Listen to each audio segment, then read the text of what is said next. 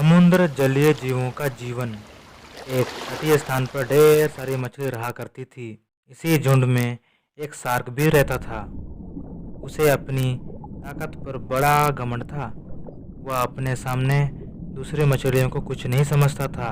अपने मजे के लिए वह उन्हें हर समय तंग करता था। वह कभी किसी मछली को अपने नोकीले दांतों को दिखाकर डराता था, तो कभी गंदगी गालियां देकर अपमान करता था। कभी अपने पंख जोर जोर से फड़फड़ाकर गंदगी फैलाता था, तो कभी अपने वजनदार शरीर से किसी को धक्का देता था। सभी मछलियां उससे काफ़ी परेशान थे, लेकिन उसकी ताकत के सामने कुछ नहीं कर पाते थे। एक दिन शार्क समुद्र के छोटी मछलियों की बस्ती में टहल रहा था, और उसी बस्ती के किनारे कुछ हरियाली पौधे लहलहा रहे थे। वहीं ये छोटी मछलियां उन पर मंडरा रही थी। वे उन पौधों पर अपना भोजन तलाश कर रही थी। शार्क को मस्ती सूझी। उसने अपनी पंख को जोर जोर से फड़फड़ाने लगा, जिससे उन पौधों पर गंदगी आ गई। इससे मछलियों को चिंतित हो गई कि अब खाना कहाँ से ढूंढें।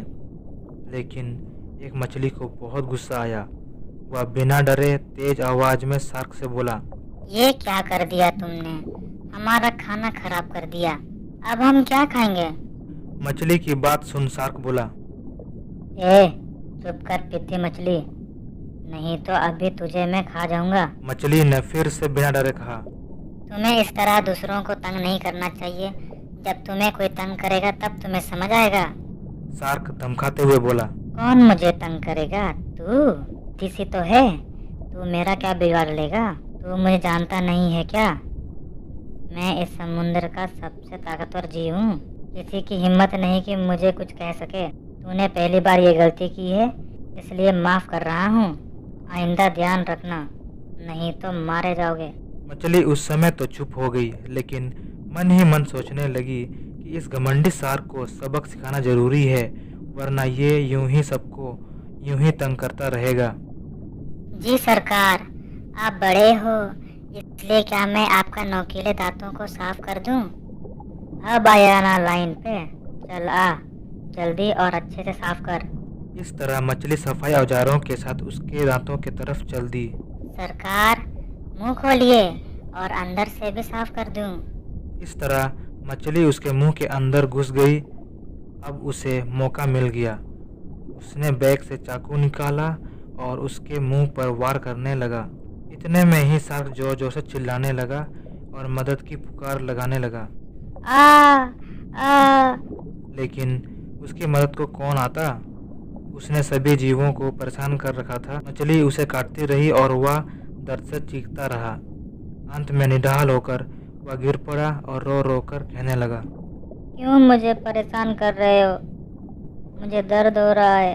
यह सुन मछली बोली, तुम्हें समझ आया कि जब दूसरों को तंग करते हो तो उन्हें कैसा लगता है? मुझे सबक मिल गया है। मैं तुमसे माफ़ी मांगता हूँ और वचन देता हूँ कि फिर कभी किसी को तंग नहीं करूँगा। सबसे मिलजुल कर प्रेम से रहूँगा।